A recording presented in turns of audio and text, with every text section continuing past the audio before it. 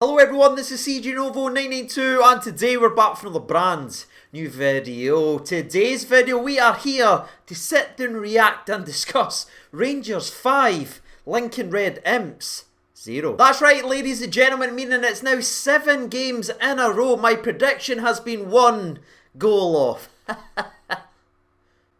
But I suppose if I'm going to be constantly wrong, it may as well be for a good reason, and that is Rangers winning things and winning things comfortably, because right off the bat, let's just be brutally honest, that was more like a training session for the majority of that match. And I'm not meaning to be disrespectful that to the opposition, it just kind of was. You talk about no coming out of third gear or anything like that for the league games, we were barely out of first for the majority of that. And that right there is a perfect wee indication of just how far we've came under Steven Gerrard and the progress we've made as a squad since that man's walked into the door, because we know what it was like before he got here. Now we can sort of go through the emotions, barely get out that first gear and absolutely slap teams that put 5 past them and keep the back door shut. I like that, lads. I like that a lot. Something else I liked, by the way, was the couple rotations that we made to the overall squad. Now, I don't know how you were feeling when you first saw the start 11, but I was like, I like that. I like that all day, especially getting my big man Itten on the park, because I saw this as a perfect opportunity to get him his first goal. But we'll speak about that as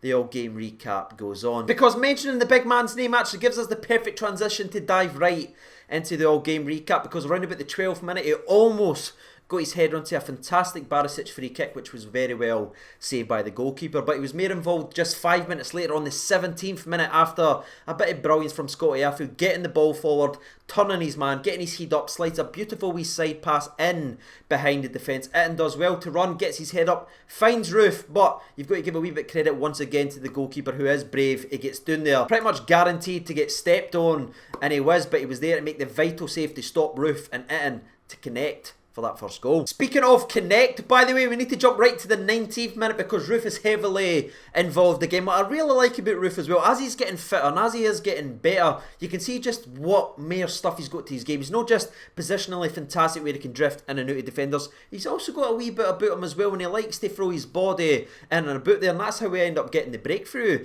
in the game, because it's his anticipation to not only read where the ball's going to go, but also the strength and physicality and a wee bit of shithousery to just make sure he does not get pushed off the ball, and ends up giving the ball over to Hadji, who is very, very clever. He wins the free kick, and you're thinking to yourself, BB, step up, big man. We've seen this script before. Step up. Is that Tavernier? And yes, it was Tavernier, but thankfully for us all, Tav had edited his stats before the game and threw on free kick specialist, because the boy steps up, rattles one right into the back of net, and it's an absolute beauty for our first European goal. And that's how we start a campaign off that, with the skipper stepping up for his third goal in his last 3 games. That's right, 3 games in a row for Tavernier. He also is joint top in assists for us, and being a part and a mainstay in the defence. It's kept a clean sheet in every single game that it's played, breaking records upon a week basis. I know what you're thinking, when is he going to start playing well? Now, unfortunately, that big-ass grin on the old Nasher has to be just slapped and dampened a little bit, because it's got to be said, after that bright sort of 5-minute, 10-minute spell there, we were really going after him. After we took the lead, let's be honest, the game sort of died off a little bit, and we were just kind of passing the ball about, just sort of getting through the game. And round about this spell, by the way, it was when more bad news actually happened, as Kamal Roof hit the deck after indicating that there's something up with his calf, and the quickness that it was done and the way that it was done makes me think that it was more precautionary rather than reactionary, and hopefully the guy hasn't seriously injured himself, because again, he is just getting back to his best. He is starting to add other stuff to his game, and he's scoring goals and playing well for us right now. So fingers crossed, touch wood. Again, I've not seen Gerrard's press conference or anything yet after the game, or post-match interview or anything like that, so hopefully he's clarified that, but fingers crossed it's nothing too serious for Roof. We see him back very, very soon. But as he did have to come off, Nathan Patterson ended up coming on the park, which I was absolutely delighted with, because this is a game you could,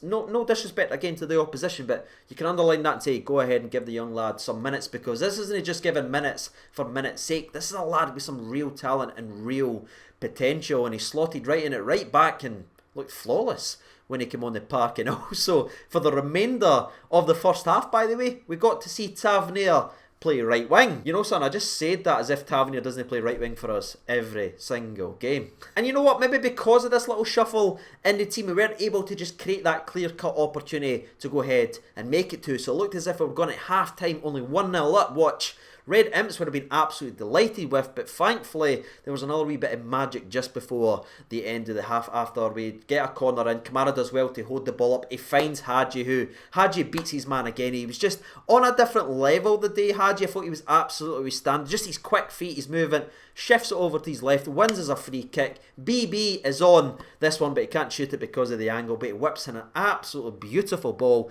And Connor Goldson, the big boy, centre back number 1, the guy. I'm going to do a wee cut here, by the way, because I just kept going on there doing one-liners for about 3.5 minutes about Connor Goldson. It got to that stage there where it was starting to feel like Apollo Creed's nickname announcements in the old Rocky movies, where he just had too many. But anyway, Connor Goldson steps up, he charges it, and it goes in to the back of the net, which also not only means it's a fantastic thing for him getting a goal, but now means it's another 55 efforts air the bar until he gets one in again. Now, if you're a part of the nation and you watch this channel quite regularly, you'll know going in at half-time, seeing Tavernier and Connor Goldson on the score sheet for this guy right here was enough to have me bouncing on my seat like I had a pogo stick up my arse. I couldn't be happier going into half-time with those two lads on the old scoreline. And we're going to the second half, and there was a change made as Tavernier was sort of sacrificed in the team, and your man Alfredo Morelos came on the park. Now, this wasn't a goal or a clear-cut opportunity, but I just want to say in the 52nd minute, Nathan Patterson run wide and actually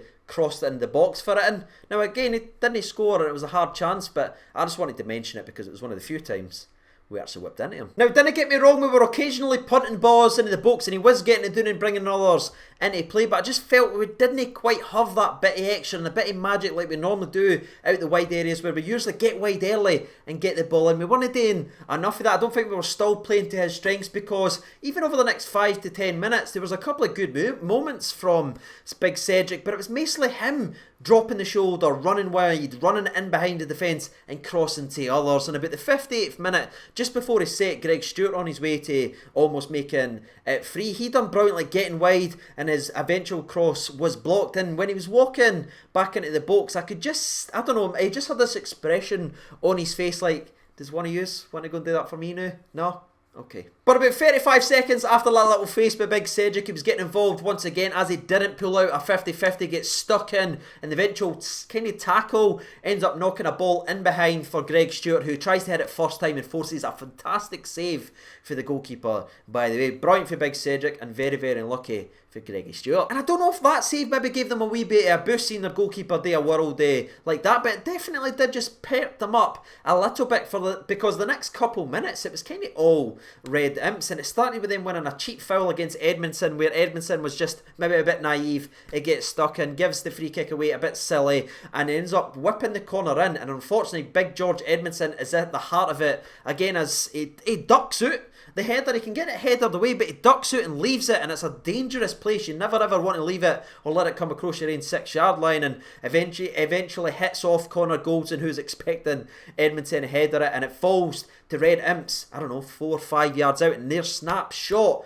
is fantastically saved by Alan McGregor, who was back in between the sticks. And that right there was just another McGregor moment, and a book filled with incredible McGregor moments, because that's, I don't even know what time he had to react to that, but bang, and it's saved, and he got it away. Now, after that little scare, Rangers got on the ball a wee bit more, and Arfield started to just control the game a little bit better. And in the 67th minute, we get the ball forward again, where Hadji, I thought he was involved in absolutely everything. He does fantastically well to get another free kick. They were really coming for him, but at the same time, as he was just far too clever for them. Wins us another foul, and in the 67th minute, Big Cedric is substituted, which my heart just bled for them, right? Because everyone knew, and if you were watching Rangers TV's footage, even Neil McCann was talking about this, they're going to get tired eventually after the 70th minute, and there will be spaces there, and that's when Cedric will get his chance to score, as there will be mere gaps in the game. But unfortunately, Big Cedric is withdrawn before that happens, and little man Jermaine Defoe comes on the park, who you all know we love here on the channel. But it is a wonderful cross into the box. He goes to the back post. I originally thought George Edmondson made up for his earlier mistake, but it wasn't. It was Greg Stewart headers it back across the goal, and your man Alfredo Morelos is there to slap it in and make it free. And you know that thing there that we all knew was going to happen about after the 70th minute and after we kind of killed the game off, there would be massive gaps and we'd start creating more and more chances. Well, that's exactly what happened, but full credit to young Nathan Patterson at the right back spot as well, by the way, because you've got to look at this fourth goal and give him a hell of a lot of credit, because he's positive, he gets the ball, he's brave, he's trying to get people, he's trying to beat people, skips by a couple, gets his head up as well, doesn't he? Just rashly whip it in or try and maybe even have a shot himself. He gets his head up, he finds your man Hadji, who kills the ball dead and opens the body up, finds Jermaine Defoe, and Defoe does what he does, man. Doesn't matter if he's been out injured or no, or what age he is, he's got that natural instinct. He's just been a predator inside that box, and there's barely anybody that I've ever seen better for a very, very long time inside the 6-yard box and inside the box at all than Jermaine Defoe, because it's one touch, he's facing, not even facing the goal, but he's spun around and rattled it before the goalkeeper can even set his feet, and that's how he's made a career, just a natural goal scorer, and he showed it there again, and that was massive for him, obviously after the injury layoff, but big for us as well, and great for Nathan Patterson and Hadji, who was once again involved in the goal. Now, speaking of goal, by the way, I was sitting back at this point thinking, 4-0, aye? Connor Goldson scoring, one of the centre-backs. I'm absolutely delighted here, because finally, one of my predictions are in. The 7-game streak with me being 1 goal off is over. But no, because just 60 seconds before we end up making it 5, we nearly did after Jermaine Defoe scored again, but it was ruled for offside, I believe. But Jermaine Defoe was heavily involved once again, as again a minute or two later he gets the ball down, he finds Alfredo Morelos with a perfectly weighted pass, and your man Alfredo Morelos, who's been doing so much work behind the scenes, actually runs through and lifts it over the goalkeeper so nonchalantly that my heart right here couldn't take it, because we all know Morelos would normally just blast that straight at the goalkeeper, but the lad's improving, lads. He's upgrading. Little Dinkles, 5-0, game over, merci beaucoup. But with that being said, that's the game recap now complete. Now it's time for the old man of the match discussion, and again I was very impressed with a couple of people who had their individual moments. I thought Barisic was excellent, I thought Tavernier was outstanding for every minute he was on the park. I thought Connor Goldson was at it, once again just being Connor Goldson right now, which is just 8 out of 10s every single week. But there is one guy I want to talk about, and despite Morelos coming on and scoring 2 goals, looking hungry and looking good, I'm actually going to give it to another guy whose performances have been building on a week by week basis since coming back for injury, and I'm actually going to give it to your man Hadji, who was directly involved in every single goal we scored tonight, whether it was his cleverness and brilliance on the ball to win us the free kick that led to the goals, or he was directly involved making us tick and getting us forward to eventually put the ball in the back of net. So my overall man of the match is your man Hadji. Who's yours? Make sure you let me know down in the comments. And while you guys are there, if you didn't mind sharing your opinions on the overall game, that would be absolutely fantastic. And while you guys stay that, I'll jump over to Twitter and hear from the people. So over at Twitter then, and there's been 1,097 votes. Thank you so much for getting involved. 5% votes for other, 27% votes for BB, who actually won the man of the match, by the way. But it is a two-way split, and you know what? I agree with this. I'm actually going to show this so you can have no BSing. 34% for Hadji and 34% with Morelos.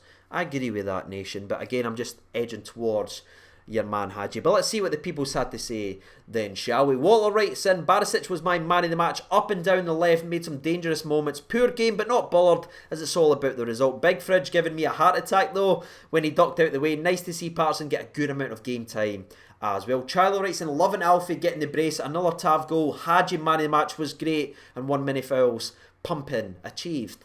Tick. Hugh McKenzie's the next one in, and here he said, Hadji for me, won every free kick and played very well. Stuart goes, I'm going to say Morelos was my man of the match. El Buffalo back scoring goals. You love to see another clean sheet as well. CJ, very comfortable performance. Graham writes in, after Morelos chipped the keeper, it's a no-brainer. CJ spilt my Bovril and fell off the sofa. I was that surprised. Didn't spill a Bovril. Chris Morrison writes in, Hadji for me, always been positive, looking to move the ball forward all the time and won so many fouls high up the park. An all-around good performance from him the night. Completely agree. And the last one we read out in tonight's video, scroll all the way to the bottom, scroll up to the top. We'll stop it here, and it comes from Rangers Loyal. Aren't we all? He writes in, Hajin nicks it for me anyways. Amazing game from everyone today. Well, there it is. Ladies and gentlemen, boys and girls, you've heard from the people. You've heard from myself. If you haven't done so already, you know what to do by now. And as always, if you are new around here and you didn't mind subscribing to the channel, we are chasing that 55k dream. That'd be greatly, greatly appreciated. And as always, I'll see you in the next video. Take care of yourselves. All the best and bye-bye.